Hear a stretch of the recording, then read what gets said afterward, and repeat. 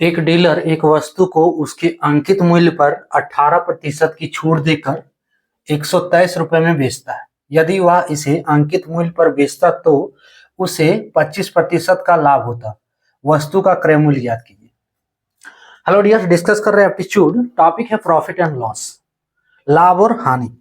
प्रश्न RRB NTPC 2022 का है।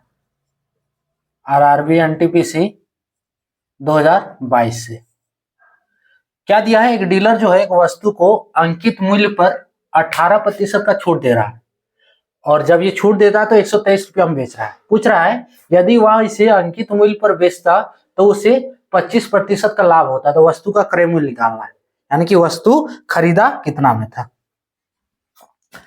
तो इसके लिए सबसे पहले हम जो दिया है अंकित मूल्य पर ये 18% का छूट दे रहा है। हम अंकित मूल्य मान लेते हैं 100%। अंकित मूल्य बराबर जिसको बोलते हैं मार्किंग प्राइस, ठीक है, माना कि ये सब लिखो या नहीं लिखो आप पे डिपेंड है, लेकिन हम मान रहे हैं, है ना, ये मानना पड़ेगा। हम अंकित मूल्य x भी मानकर बना सकते हैं, आप उससे भी कर सकते हो। वैसा क्वेश्चन हम पहले बताए हैं जो x मानने वाला है, हम इसको 100% मानकर बना रहे हैं। तो अंकित मूल्य क्या माने हम? 100% बराबर 100%। अब देखो छूट कितना है? 18% है ना। छूट यानी कि डिस्काउंट, छूट कितना है? 18%। तो 123 रुपए में बेच रहा है, यानी कि 18% छूट है तो विक्रय मूल्य कितना हो गया? विक्रय मूल्य बराबर 100% माइनस 18%, जिसको बोलते हैं सेलिंग प्राइस, एसपी। इसलिए विक्रय मूल्य बराबर विक्रय मूल्य जिसको कहते हैं एसपी, ये हो गया 100% माइनस 18% बराबर 82% हो गया। 100 माइनस 18 बराबर 82%। ये क्या हो गया? एसपी, विक्रय मूल्य। अब देखो विक्रय मूल्य यहाँ पे दिया भी है रुपया में, ये प्रतिशत में निकला। ये रुपया में क्या है? 123 रुपया, यानी कि 18% का छूट देकर जब बेच रहा है तो विक्रय मूल्य जो है 123 रुपया में, है ना। हम यहां से विक्रय मूल्य जो प्रतिशत में निकाले वो 82% है, यानी कि ये 82% क्या होगा? 123 रुपए के बराबर होगा। इसलिए एसपी बराबर 82% बराबर 123 रुपया। क्लियर है? क्लियर है ना? देखो ध्यान से देख लो, अगर नहीं क्लियर है तो फिर देखो, नहीं तो फिर स्किप करो। विक्रय मूल्य जो है 100% अंकित मूल्य है, अब छूट दे रहा है 18%, तो 100 में 18 घटा दें, जितना हुआ? 82% हुआ।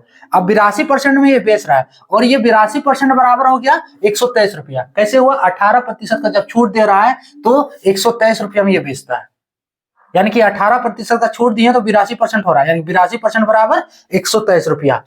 कोई डाउट?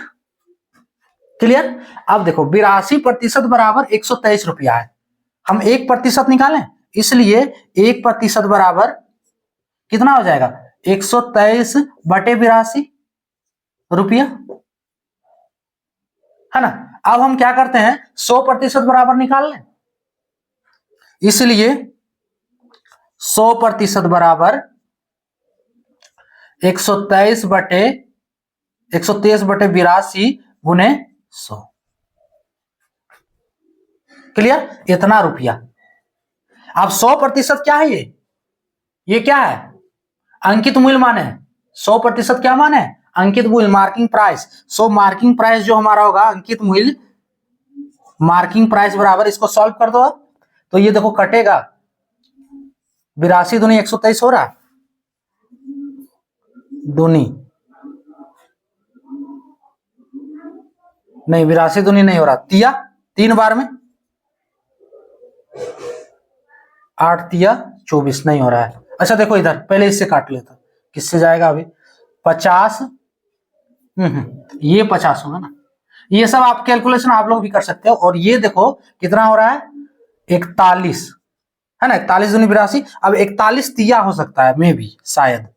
3 के 3, 3 चौके 12, हाँ 41 तिया 123 है ना। चलो 41 तिया 123 3 बार में, 50 तिया 150, यानी कि मार्किंग प्राइस जो हमको मिल रहा है एमपी इक्वल्स टू, जिसको बोलते हैं अंकित मूल्य, ये बराबर कितना हो गया?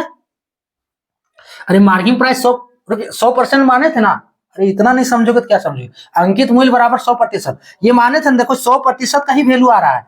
100% बराबर कितना हो गया 150 रुपया, यानी कि मार्किंग प्राइस अंकित मूल्य जो है वो कितना हो गया 150 रुपया हो गया। क्लियर। अब देखो दूसरा जो कंडीशन दिया जिसपे ये बेच रहा है, बेचेगा, अगर दूसरे कंडीशन पे बेचेगा क्या है, यदि वह इसे अंकित मूल्य पर बेचता तो उसका 25% का लाभ होता। अंकित मूल्य यानी कि इसी पे, तो ये जो एमपी बन गया वो क्या बन गया सेलिंग प्राइस बन गया दूसरे कंडीशन के लिए। So selling price SP equals to MP बराबर कितना है 150 रुपया।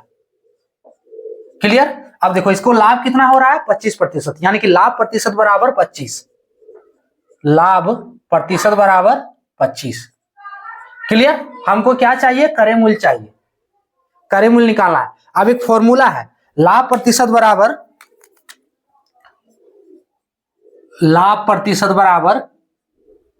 लाभ गुने 100 बटे क्रय मूल्य।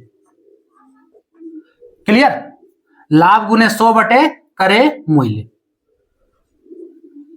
ये फॉर्मूला आप नोट कर लो अगर नहीं आ रहा है तो। अगर दूसरे तरीके से लिखें कि प्रॉफिट परसेंट बराबर प्रॉफिट गुने 100 बटे क्रय मूल्य यानी कि सीपी।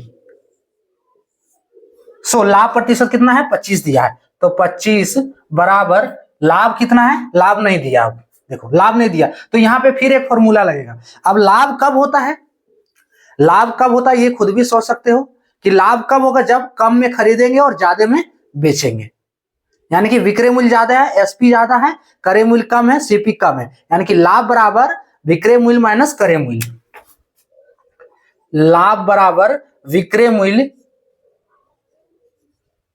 माइनस क्रय मूल्य होता, यही होगा ना, यानी कि एसपी माइनस सीपी। लाभ बराबर एसपी माइनस सीपी, तो इस लाभ की जगह पे हम रख देते हैं एसपी माइनस सीपी गुने 100 बटे सीपी। कोई दिक्कत।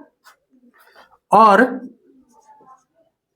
25 बराबर, अब एसपी का वैल्यू देखो दिया है, यही एसपी लेना, ये वाला एसपी नहीं लेना है, ये ध्यान रखना है। ये जब छूट दिया जा रहा है तब का एसपी है 123 रुपए। हमको एसपी अब लेना है जो हम निकाले हैं, जितना हम जैसे बोल रहा है कि अगर हम इसको अंकित मूल्य पर बेचते है ना, तो अंकित मूल्य ही एसपी हो गया था। अंकित मूल्य हम कितना निकालना 150 रुपया, इसलिए एसपी हम लेंगे 150। तो 150 एसपी की जगह पे 150 डाल दिए माइनस सीपी और इसका इसका होल इंटू 100 बटे कितना हो गया सीपी। अब इसको सॉल्व कर दो, आप लोग खुद भी सॉल्व कर सकते हो और नहीं आ रहा है तो देख लो यहां से 25 सीपी होगा कोना कोनी गुना बराबर 150 डबल जीरो गुना करेंगे तो minus 150 CP minus 150 minus 100 CP ना, 100 से गुना करेंगे 100 सीपी होगा। 150 गुने 100 तो 150 और एक दो जीरो, अब इसमें से 100 सीपी होगा तो 100 सीपी। क्लियर। इस 100 सीपी को उठाकर एलएचएस से आरएचएस एलएचएस, सो 25 सीपी। सॉल्यूशन हम स्टेप बाय स्टेप कर रहे हैं, प्लस 100 सीपी, सीपी बराबर 150 डबल जीरो, अब 125 सीपी होगा और 125 सीपी बराबर इतना है ना, 102 150 में 2 जीरो, इसलिए सीपी बराबर जो हमको निकालना था क्रय मूल्य 150 डबल जीरो बटे 125, 150 डबल जीरो 125, सही किए ना, 25% लाभ। सो यहां पे 150 डबल जीरो। अब देखो इसको काटो, पहले क्या करें 25 से काट दें, देखो 25 पचे 125, इधर सही है ना, इधर देख लेना, इधर गलत होगा तो यहाँ भी गलत होगा। अच्छा चलो 25 से काटते हैं पता चलेगा, ऑप्शन आ रहा है कि नहीं, आ जाएगा, उम्मीद है कि आ जाएगा जैसा कंडीशन। 125 यानी कि 25 पचे 125 और 25 छका 150 है ना, ये 2 जीरो बैठा दो, 600 बटे 5, तो फिर इसको काटो, 5 से कटेगा ही, 100 5 के 5, यहां पे 2 बचा, एक बचा ना, 2 कहा 1 बचा, 5 दूनी 10 और ये 0, नहीं हो रहा है तो आप लोग भाग देके देख लो इसको। 125 से कितना है 15,000 को भाग दो ना डायरेक्ट, 120 बार में जा रहा है पूरी तरह से 120 रुपये, यानी कि फाइनली 120 रुपया इसका जो होगा कॉस्ट प्राइस, सॉरी हाँ कॉस्ट प्राइस क्रय मूल्य जिसको बोलते हैं, ठीक है। जो हमें निकालना था 120 रुपया, ऑप्शन सी वाला करेक्ट होगा। क्लियर? क्या था इसमें देखो, अंकित मूल्य हम मान लिए 100%, छूट दिया 18%, तो विक्रय मूल्य कितना हो गया 100% में 18% घटा दो, ये हो गया 82% विक्रय मूल्य। अब देखो विक्रय मूल्य दिया है रुपया में 123 रुपया, इसलिए ये दोनों बराबर होगा, 82% बराबर 123 रुपया, और ये क्या बन गया एसपी जो सेलिंग प्राइस है ना। अब देखो 82% बराबर 123 रुपया, इसलिए 1% बराबर इतना, इसलिए 100% बराबर 123 बटे 82 गुने इधर 100 से गुना कर दो। क्लियर? अब इसको सॉल्व करने पे मार्किंग प्राइस कितना हो गया 150 रुपया। क्यों? देखो मार्किंग प्राइस 100% माने थे तो 100% इतना, 100% बराबर इतना हुआ है ना, यानी कि यही जो 100% है ये मार्किंग प्राइस है, तो मार्किंग प्राइस बराबर 150 रुपया। क्लियर? अब देखो ये मार्किंग प्राइस सेलिंग प्राइस हो गया क्वेश्चन के अनुसार, क्योंकि वह बोल रहा है यदि वह उसे अंकित मूल्य पर बेचता, ठीक है, तो इसलिए मार्किंग प्राइस जो है वो सेलिंग प्राइस हो गया। क्लियर?